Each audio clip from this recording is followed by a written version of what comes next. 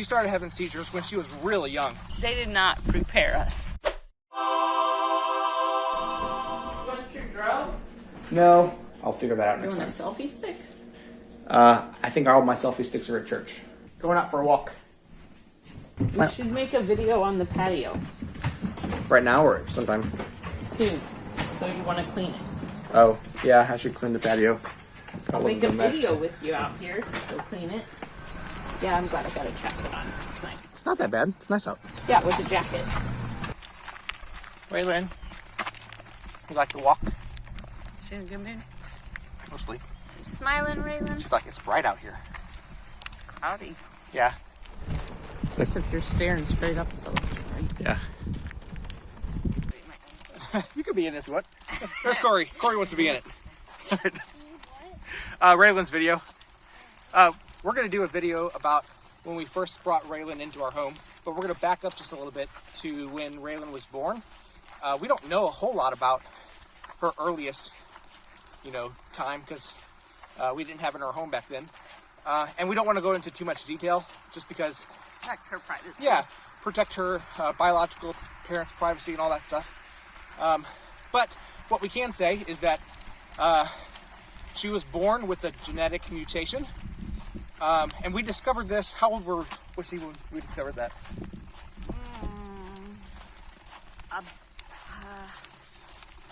Probably about 5 or 6 years ago now. So when she was about 2 or 3. Does that sound right? She probably was 3. Yeah, she was probably around 3. But we had her DNA tested and all that stuff, and they found a mutation in one of her genes. You even know what it's called, right? The NAV2 gene mutation. The NAV2 gene mutation. And this is a really, really rare thing, apparently. Well, genetic testing like they do now, exome testing, it's so new, and they're able to discover these new rare gene mutations, but they're doing more and more of them, which means that they're finding more people with really rare gene mutations. Okay. Which eventually, it's not helpful now. It's like, oh yeah, you got this, we don't know anyone else that has it. But eventually it's, oh, you have this, and this person has this, and this works for them, let's try it for you. Right. It could help down the road. Yeah. It could help her, or she could be helping other people. Sure. But yeah, not a whole lot of people even have this that they know of. But they are hoping to find more people. Well, I guess we don't hope more people. Learn more about it through testing. But we want to learn more about it through finding out about more people that have it. But yeah, we didn't find out until she was 2 or 3. And so that NAV2 gene mutation could be the cause of Raelynn's condition. It's probably at least a big part of it. Yeah, we don't know for sure, but most likely her condition is caused because of this gene mutation. And she's had it all of her life. From birth, she's had this. So, and something else we know from her earliest time is that she started having seizures when she was really young. Probably she got her first helicopter ride around 2 or 3 weeks old, we think. Due to seizures. From a rural Illinois hospital to St. Louis Children's. Yeah, when she was less than a month old. She had her first MRI when she was just under a month old. That would have been when she had her helicopter ride, probably the same visit. Same doctor's visit. And then she had another helicopter ride when she was 3 months old, or is that right? Oh, I don't know how many helicopter rides Raelynn has had at this point. I don't even know. Yeah.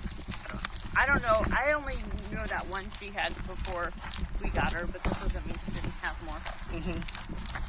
So that's what we know about her first, when she was born, and then her first doctor's visit due to seizures. So she was having them when she was really young. We also know that, just developmentally, she's always been delayed, but from pictures, it looked like she actually had lost some abilities. Yeah, I think she was holding her head up a little bit, and when we got her, she couldn't really do that. Yeah, so at first it looked like she was able to do some things, like hold up her head. It's hard to tell, though, like when they're that little. Right. You prop a baby up, and it's hard to know where she was at. She's way back there. Yeah, she probably went to the break. Oh, she's walking now. She's way back there. So yeah, there was probably a little bit of loss of abilities, but I don't think that those abilities were extremely developed, and they didn't. She didn't lose much, is what I'm saying, because they didn't. She was still really young anyway. We got Raelynn, so let's fast forward just a little bit because we don't know a whole lot before we got her. We got Raelynn when she was 17 months old. I thought she was 18 months old. I had to double check. She was 17 months. I did the math wrong. Yeah. I think I did the math wrong, and I realized that like a month after we got her, but I never I think, yeah, now that you say that. Yeah. And I'll tell the story from my perspective first, because there's not a whole lot to it from my perspective about getting the phone call and all that stuff. But we were licensed to be foster parents, but we were just waiting for the right child to pop up. Is that her? She's beeping. Oh, it's her pulse ox. Oh. She's good, right? Yeah. Raelynn. What do you think? You don't need that pulse ox on right now. You've been doing good all morning. We can take a break from that. Okay. So we were licensed to be foster parents, but then we were just waiting for the right child to pop up, and we knew we wanted either a baby or a medically fragile child. Well, I don't think I knew the term medically fragile. I think you used that. No, special needs. Special needs. We'd worked in group homes with troubled kids, and we had seen some really messed up kids as young as like 4 years old. Yeah. And we knew from that a 2-year-old who'd been sexually abused would sexually abuse our 2-year-old. Right. She was 3, Emily was 3, but so we either wanted a baby or we wanted a child who they were sure could not physically hurt our kids. Right. And I don't know what I pictured. I don't know what I pictured when I said that. Yeah. Like a blind child, I thought, maybe. I don't know what I pictured. Right. Or immobile. Yeah, somehow immobile. So that my other kids could get away from them if they were having a tantrum. Because our other kids were so young at the time. So that's kind of how we judged whether or not, because as a licensed foster parent, you get calls from the state asking you if you're willing to take a child once they need care. And a lot of times we just had to answer no because our kids were so young at the time. We kind of had a picture of the kind of kid we wanted, and Raelynn was the first one that popped up that met that description. Which I think a lot of people think, oh, I only could foster this kind of kid. Well, get licensed and wait till that kind of kid gets a call, because some people think they could only do teens, and some people think that, that I can't handle a boy, but I could handle a girl, or, It's okay to say, I think I'm a good fit for this kind of kid, and I'm going to wait for that call. That said, we did not know what medically fragile meant. I was not picturing feeding tubes. Yeah, we didn't have... I was not picturing random, frequent hospital visits by any means. Right. I was picturing like some extra doctor's visits and some early intervention therapy appointments. Yeah. That's it. So, I was in a meeting at the time. I was at just a meeting for an organization in our community that I'm on the board of, and Abby calls me and said, "We got a baby." I don't think you answered. You don't think so? I don't think you did. Maybe I didn't answer the first time, but after you called the second time, I think it was pretty clear I needed to call back, so I called back, and it was basically letting me know that we had a child in our home, or she was coming really, really soon. I think I got home before Raelynn did. I had to go home and assemble a crib because we didn't have a place. I thought that was required before they leave our home. Yeah, so it was supposed to be required, but they didn't check. I put a crib together real quick for Raelynn. We had already had one ready to put together. We just hadn't put it together yet. There's Corey peeking through. So that's pretty much it. And then I just had to wait for Abby. So, Abby, what happened from your experience? What happened? So, from my experience, it was about 8 p.m. We had family over at our house, another family in the community visiting, got a call, and they were like, "Hey, can you take this baby? She's I don't know, I think they removed her. They were on their way to the Hillsborough Hospital, or they were there. They're like, we know she has seizures." I was like, "Yeah." And they said, "Are you sure?" I think they maybe even called me back and said, "Are you sure? Because she has a lot of seizures. And I said, well, does someone have to stay awake with her 24/7? And they were like, well, no one has before, so. Apparently not. They did not prepare us. Yeah. So anyways, I don't know if I called you to check or if I just told them yes, because I knew we were going to be on the same page and okay with her. But I tried to call you. You didn't answer your phone.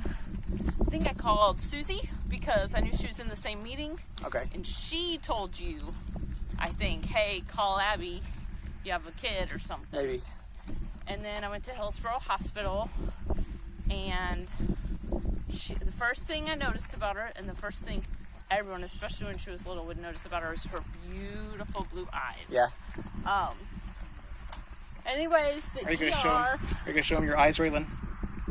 She's like, it's too sunny out. She can't right now. She says it's too sunny out. All right. The ER doctor was very casual about everything and was like, so she's gonna have seizures, and just follow up with her neurologist when you're able to, and make sure she takes these medicines. Here's her seizure meds. That was it. Yeah. We'd never seen a seizure before. We'd never been taught anything about seizures. They didn't give us any seizure information. Nothing. And I thought she fell asleep on the way home because she didn't make a noise. I remember getting her out of the car and she was wide awake. She just kind of, she just was like zoning out. And I don't know if she's having absent seizures. We don't know. I mean, she was really just zoning out. Yeah, and she wasn't eating the best because she was bottle fed at the time.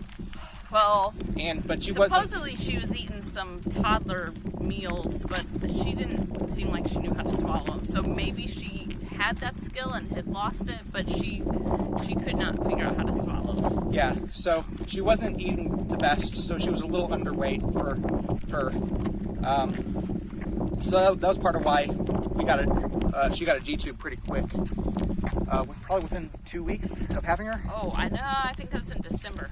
Oh, so maybe 2 months, maybe 3 months. But we were in and out of the hospital. She might have got an NG tube within a month. That's right. The nasal one. Yeah, she had an NG She tube. had that one for a while. I remember Emily was 3 years old and held her head still while I put it in her nose one time. Yeah. Traumatizing our kiddos. She did a good job. Emily was all cool about it. Do you remember doing that, Emily? She Really? remembers it. It traumatized her. It wasn't traumatizing. It was equipping. Probably have to cut that out, or else DCFS will be like, you traumatize your kids. So what else? All right. So we got Raelynn. You brought her home. Well, our first hospital stay was interesting. She, I think she had a fever, and so we wanted to give her Tylenol or ibuprofen, and she vomited it all up or spit it all out or something. Oh, wow. And I was like, oh, well, she's got a fever, and I'm not legal guardian, and I don't know what to do.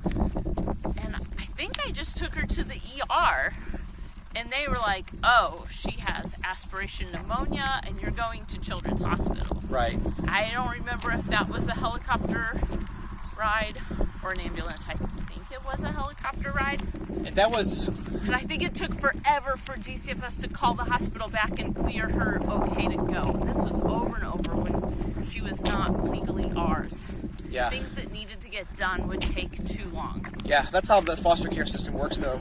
Like, as foster parents, you're not allowed to sign for consent for them to do anything.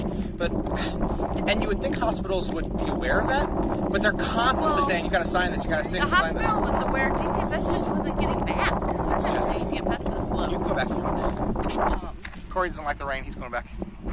Bye, Corey. Probably doesn't like the rain either. We should turn around. In case it starts coming down more. Yeah. It's just barely drizzling. Raelynn, are you shivering? So, Are you shivering? Okay, we'll be home soon. So that was her first hospital stay. In every hospital stay at Children's, we learned more about how to take care of her. And looking back, Hillsborough Hospital, our local rural hospital, should have said, oh, you want to be our foster mom? She's got these seizures. We don't know much about it. We're sending her to St. Louis Children's. Please go with her. Yeah. That's what they should have done. Although Right. I don't think they're allowed to assign a foster parent to a kid until they're out of the hospital.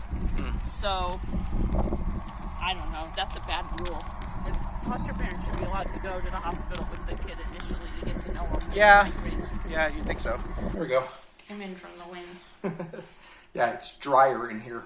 All right, so where were we?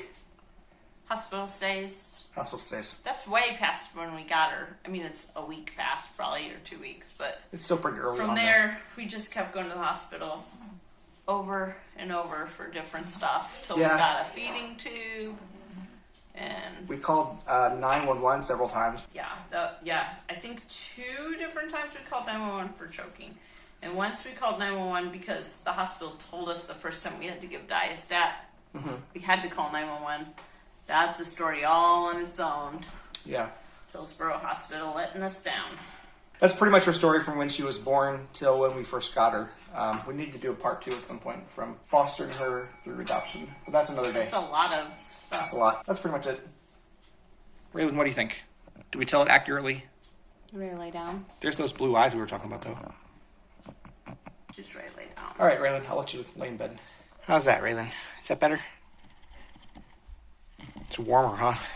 Look at how cute they are. They're best buds. Oh, Smokey's like, I've had enough. Okay, Raelynn. Ready to get your bedtime meds and go to sleep?